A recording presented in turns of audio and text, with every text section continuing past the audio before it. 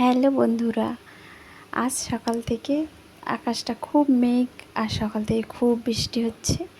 তো আজ আমরা বাড়িতে কি রান্না করব, সবাই বলছিল খিচুড়ি রান্না করতে। তো খিচুড়ি তো আমি একা খেতে ভালোবাসি, তারপরে সবাই খুব একটা পছন্দ করে না, কিন্তু বলছিল সবাই খিচুড়ি খাবে।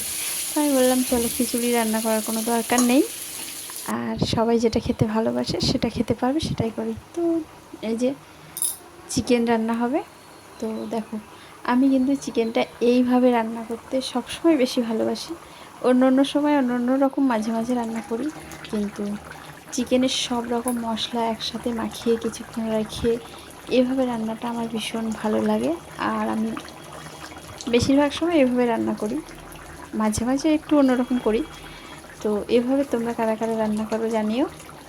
আর আজকে এই চিকেন আর ভাত, আলু পটল ভাজা আর ডাল, বাস এতটুকুই, আর কিছু না।